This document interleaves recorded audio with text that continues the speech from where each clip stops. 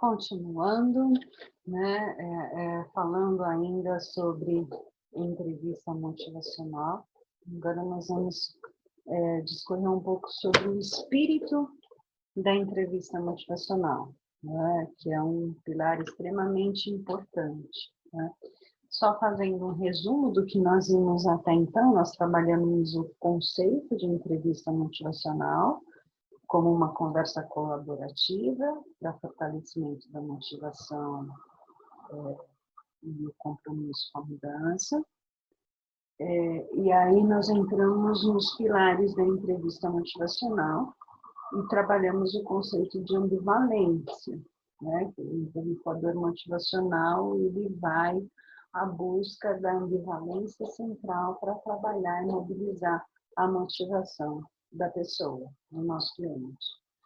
Agora a gente vai discorrer um pouco sobre o espírito. O espírito da entrevista motivacional vai dizer muito da postura do profissional, né? Como o profissional ele se apresenta, se coloca, se conecta com esse outro, né? E aí os conceitos básicos, né? Assim, para que você trabalhe dentro do espírito da entrevista motivacional, vem do acrônimo PIS, né? De paz, né? E aí composto por parceria, aceitação, compaixão e evocação. O conceito de parceria, ele vai preconizar que a entrevista é feita com a pessoa, num processo quase que artesanal, e não para a pessoa, né, com uma estrutura já pré-moldada. Então, é algo muito artesanal que você vai tecendo na relação. A aceitação, né, vai envolver a confiança absoluta, né, que tem que estar presente nessa relação de ambas as partes, uma empatia curada por parte do profissional, né? O profissional atuar dando muito suporte à autonomia do cliente e muito reforçamento positivo das conquistas que esse cliente vai apresentando ao longo do processo. A evocação é o que marca a entrevista motivacional.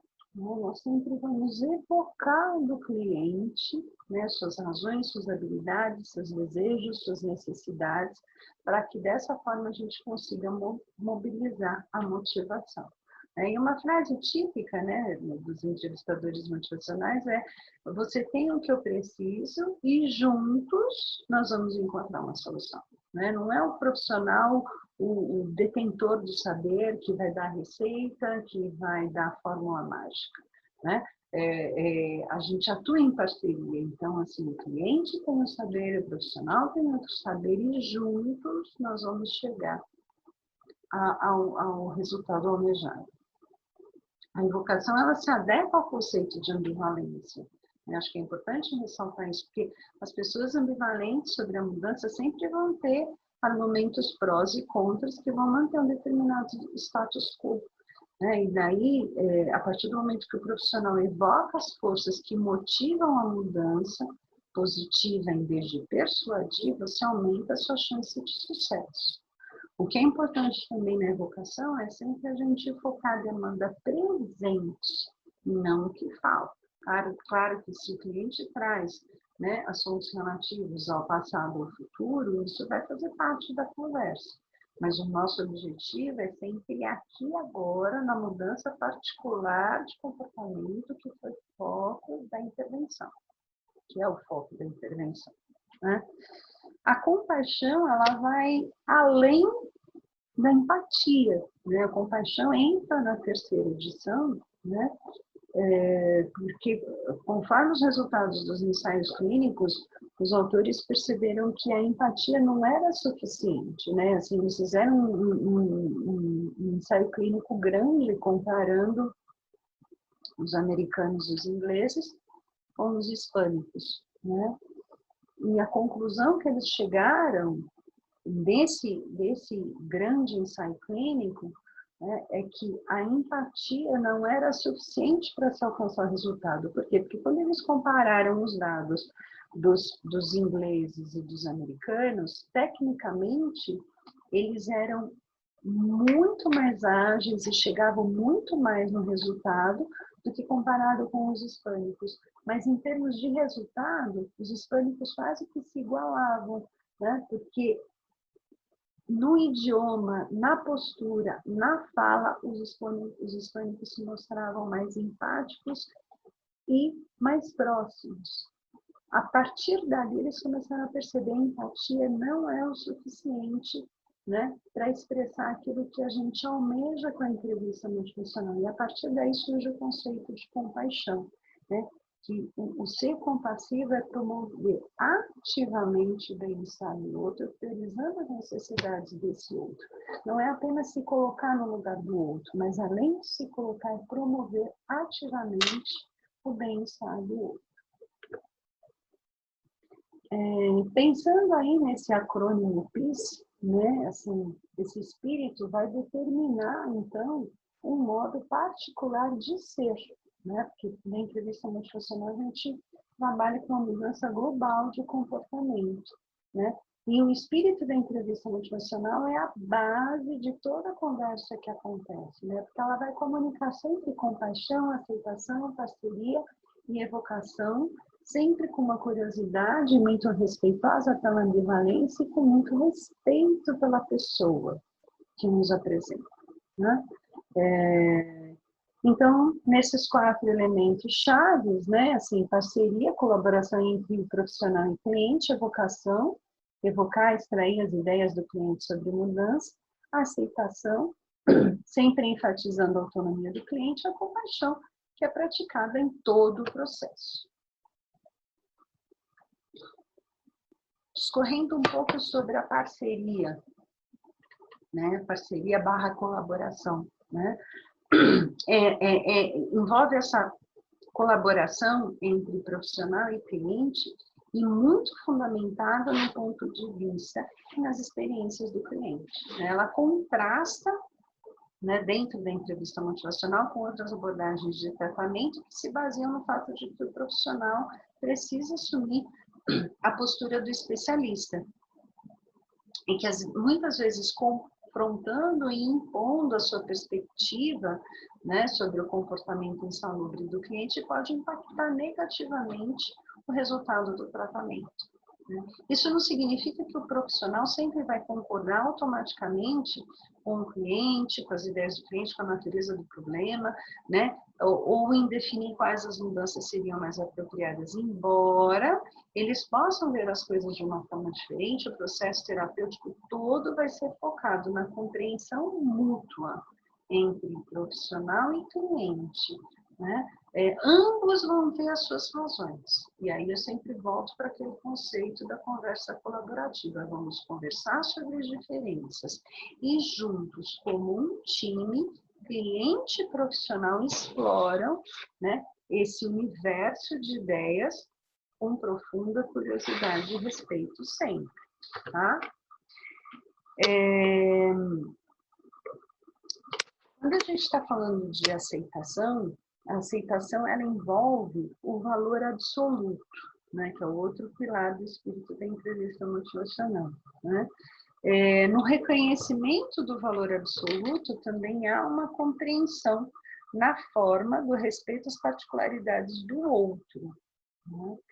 Acreditando que esse mesmo outro, na sua honestidade, é capaz e tem o seu valor próprio, não só o expertise do profissional que conta. Nessa perspectiva, parte do pressuposto de que quando o indivíduo se sente de alguma forma julgado ou que suas ações acabam sendo não respeitadas ou acolhidas, ele se vê imobilizado pela mudança. E, paradoxalmente, quando o profissional não aceita o cliente da forma como ele se lhe apresenta, né, vale lembrar que não aceitar não implica em não concordar, né? Este se sente aceito e, por isso mesmo, mais livre e disposto para experimentar outros movimentos de mudança, né? Então, a aceitação não necessariamente no valor absoluto, né, vai implicar, né, somente a escolha do cliente, né, vai envolver sim esse referencial do outro, mas também o do profissional. Ainda nesse conceito de aceitação, o apoio à autonomia, né? Para que o processo de aceitação se fortaleça, existe a necessidade desse apoio à autonomia, porque o cliente ainda está com você um período muito pequeno de tempo da vida dele, ele precisa caminhar sozinho, né? E na medida que o profissional respeita essa autonomia do cliente, reconhece a capacidade dele de direcionar a própria vida, isso empodera, né? Isso valida, né? Para alguns profissionais, esse movimento ele pode ser difícil realmente de ser feito, né? Quando o cliente começa a fazer escolhas e atitudes que, na visão do profissional, não corresponderia ao que havia de melhor para esse cliente, né? E muitas vezes, mesmo motivado por boas intenções, agindo dessa forma, né? O profissional corre o risco de induzir, de coagir, de controlar e de desconstruir dessa forma o processo de aceitação, entrando naquela armadilha do reflexo de consertar. Ao contrário de alguns outros modelos de tratamento, que enfatizam o profissional como uma figura de autoridade, a entrevista motivacional reconhece que o verdadeiro poder da mudança repousa dentro do cliente. Daí a importância da evocação, né? E cabe à pessoa acompanhar e fazer com que suas mudanças aconteçam. Isso é capacitar a pessoa, mas também atribuir a responsabilidade a essa pessoa por suas próprias ações. E dessa forma, o cliente não depende do profissional, não depende do tratamento. O tratamento é um meio para ele chegar num objetivo final, né? Os praticantes sempre reforçam que não existe uma única maneira correta, né, de mudar, e que há várias maneiras pelas quais as mudanças elas podem acontecer. Além de decidir se vão ou não fazer mudança, os clientes são encorajados a assumir a liderança no desenvolvimento de um menu de opções, né? Então, é sempre muito importante que o profissional ele não ofereça um único caminho, né? Ele ofereça um menu de opções. Quando você se sente acuado, você não tem um menu grande de opções, que pelo menos você dê duas opções, para que o cliente possa escolher uma delas, né? E a aceitação, ela se completa quando há um movimento de afirmação pelo profissional, né? Quando ele se busca reconhecer os pontos fortes da pessoa e reforçá-la de forma positiva, né?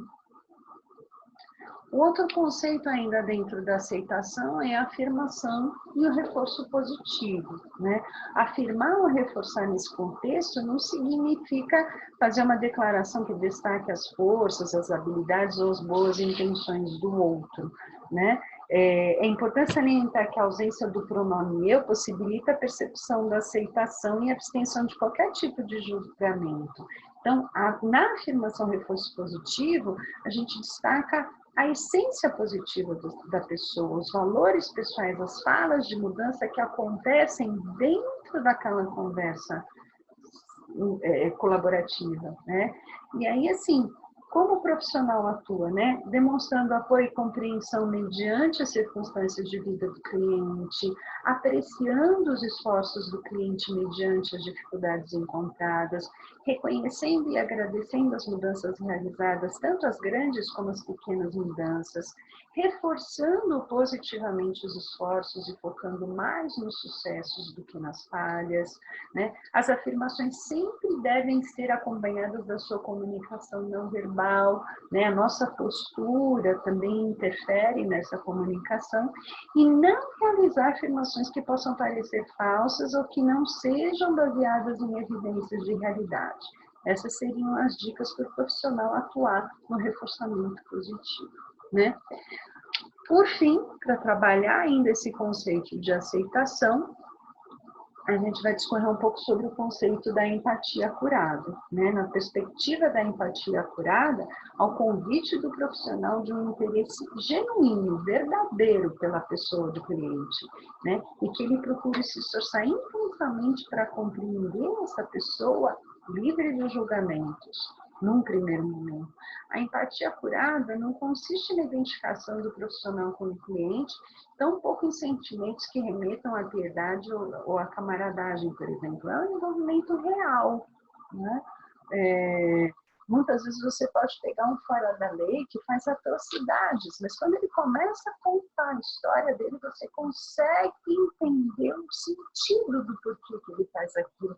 Não vai entrar no mérito se é certo, se é errado, mas muitas vezes quando você para escutar e empatiza com essa situação, a pessoa se abre, aí você tem uma chance de atuação.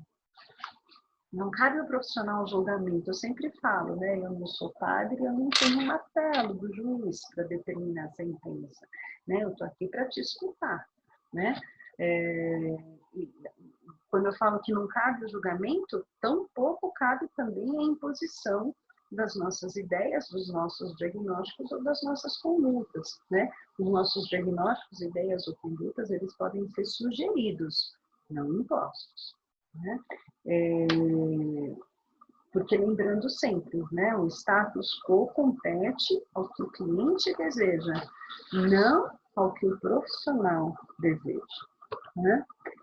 Na empatia curada, eu sempre trago esse slide do Carl Rogers, né, porque eu acho, né, assim, não adianta, né, quando a gente fala de empatia, a gente tem que falar de Carl Rogers, né, que foi o principal expoente, né, e como conceito ele traz, né, que a capacidade humana de compartilhar os sentimentos do outro e ressoar com os sentimentos positivos e negativos sem se confundir com esse outro, né?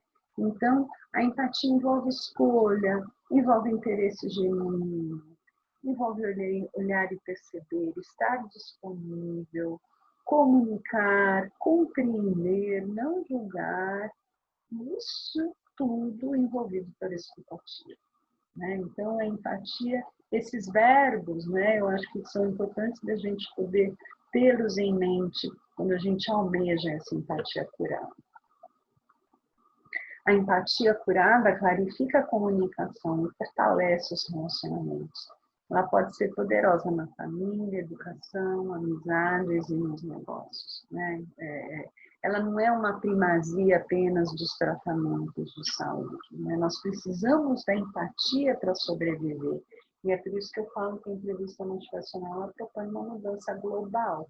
Né? Eu falo que depois do treinamento eu passei a ser uma pessoa diferente, né? Eu passei a enxergar as coisas de uma ótica diferente, tudo fica mais leve. Nesse conceito ainda, né, de aceitação, né? A aceitação requer o respeito pela autonomia do cliente como uma pessoa que pode e deve fazer escolhas sobre o curso da sua vida, né? Porque quantas vezes a gente não delimita um plano de tratamento maravilhoso e o cliente apenas banca o IESMEN, sai pela porta e vai fazer aquilo que ele deseja. Né? Então, aceitar as necessidades, os argumentos, né, e trabalhar dentro das possibilidades que esse cliente permite, é o que faz a diferença. Ainda no conceito do espírito da entrevista motivacional, a gente vai falar um pouquinho sobre a compaixão. A compaixão é a capacidade de promover ativamente o bem-estar do outro e dar prioridade às necessidades desse outro. É um compromisso deliberado de buscar o bem-estar e o melhor interesse dos outros. É um compromisso de compreender as experiências, valores, motivações dos outros, sem se engajar em um julgamento explícito ou implícito, né? E é uma compreensão de que todos se esforçam por uma vida plena e às vezes encontram barreiras que podem provocar sentimentos de tristeza e vergonha, né? Nesse sentido, a compaixão é a aceitação do caminho e das escolhas e respeito pelas emoções difíceis que uma pessoa pode experimentar ao longo do caminho. E ela pode ser compreendida como um meio de tentar fazer o profissional se aproximar mais verdadeiramente da pessoa, não do problema dela. Né? Eu sempre acho importante a gente trabalhar a pessoa e não o diagnóstico que ela tem. Né? Assim, tem um diagnóstico, mas o que está por trás daquele diagnóstico? Né? Qual é o nome daquela pessoa? Né? Qual é a vida que aquela pessoa traz? É essa a nossa matéria-prima.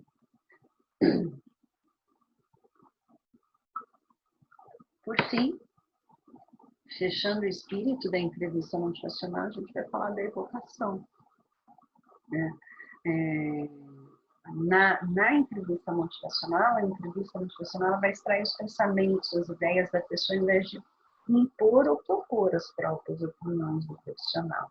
Essa postura vai gerar mais motivação e compromisso com a mudança, né? E ela é muito mais poderosa quando é originada do cliente, não do profissional.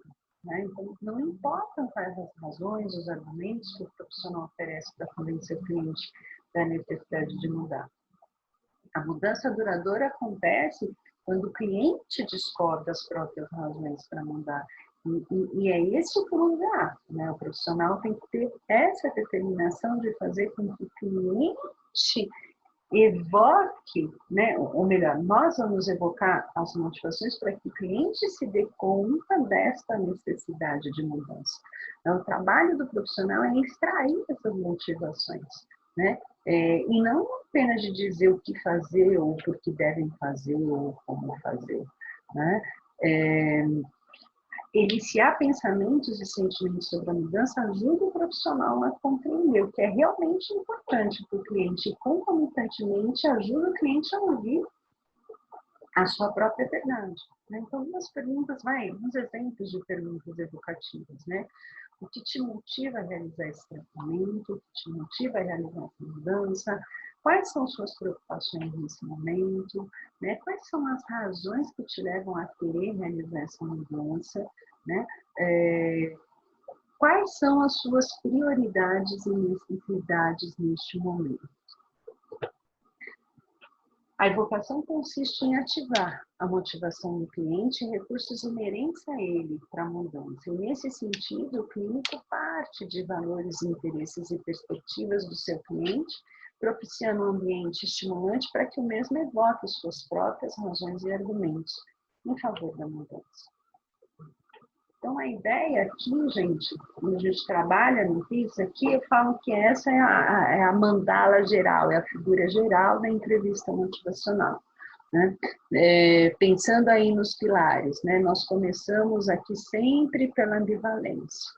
O profissional vai trabalhar essa ambivalência com a sua postura, né? Esboçando, expressando parceria, aceitação, compaixão e evocação. Né? Por meio dos próximos conceitos que nós vamos discutir mais adiante, que é o PA, que é a metodologia básica da entrevista motivacional, são as habilidades básicas do treinamento, e trabalhando por processos, né, no engajamento, foco, evocação e no planejamento. A partir do momento que esses conceitos eles se interligam nessa conversa colaborativa, vai se instaurando um clima de equilíbrio e de equanimidade entre as falas do cliente e do profissional, né? Delimitando e trabalhando esse foco em comum. E a partir daí surgem as falas de mudança. Essas falas de mudança elas têm que ser muito trabalhadas e muito reforçadas para o profissional, para que, por fim, a mudança comportamental aconteça. Né? Muitas vezes, na ansiedade do profissional, a gente quer que, de repente, da ambivalência já venha para a mudança comportamental. Isso é um processo, é todo um desenho, né, que envolve toda uma metodologia. A gente ainda vai ter, né, outros encontros aí, outras aulas para discorrer mais sobre o PA e sobre os processos. Né?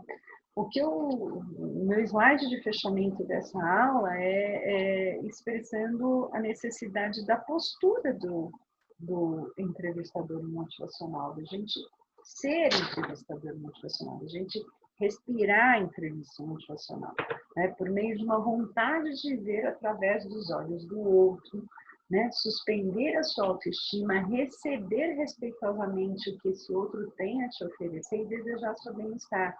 São hábitos mentais e de carinhos que induzem e motivam a compreensão empática.